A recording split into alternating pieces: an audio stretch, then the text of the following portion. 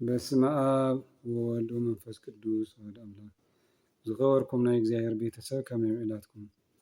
አሜን። እግዚአብሔር አምላኽና ተባረኸን ተመስገነን ይሁን። አነ ቅዱስ እየ እሞ ቅዱሳን ኩኑ።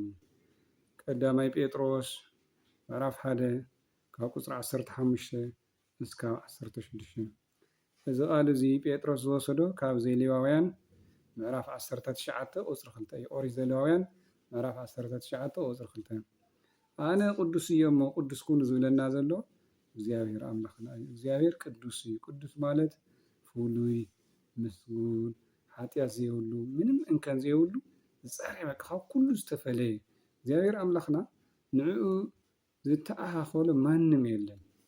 ስለዚ ንዓና እንታይ ይብለና ኣሎ? መጀመርያ ንእስራኤል አነ ቅዱስ እየ እሞ ቅዱሳን ኩኑ ኢልዎም ንእስራኤላውያን። ፍጻሜኡ ድማ ንዓና ንህዝበ ክርስቲያን እዩ። ጴጥሮስ ጠቂስዎ ነይሩ እግዚአብሔር አምላኩም ፀዊዕኩም ኣሎ፣ ዝፀውዐኩም ቅዱስ ስለዝኾነ ንስኻትኩም ድማ ቅዱሳን ኩኑ ኢልና። እና ደቂ ሰባት ከም እግዚአብሔር ቅዱሳን ኢና ክንኮን ዘለና እምበር ርኩሳት ሓጢአተኛታት ክንከውን ኣይግበአናን። ምክንያቱ ብመንገዲ ሓጢአት እንድሕር ዳኣ ንኸይድ ኮይና መንግስተ ሰማያት ኣይንኣቱን፣ ናይ እግዚአብሔር ሰባት ኣይንኸውንን። ብመንገዲ ፅድቂ ብመንገዲ ቅድስና ንኸይድ ኮይና ግን እግዚአብሔር ኣባና ይሓድር፣ ናይ እግዚአብሔር ሰባት ንኸውን ኣለና ማለት እዩ። ብምንታይ ኢና ቅዱሳን ንኸውን? ሓደ ናብ ቤተ እግዚአብሔር ብምምፃእ ቃሉ ብምስማዕ። መጀመርያ ኣሚንና ኣለና፣ ኣሚንና ተጠሚቕና ክርስቲያን ኮይና ኣለና። ክርስቲያን ኮይና ማለት ተቀዲስና ኣለና ማለት እዩ።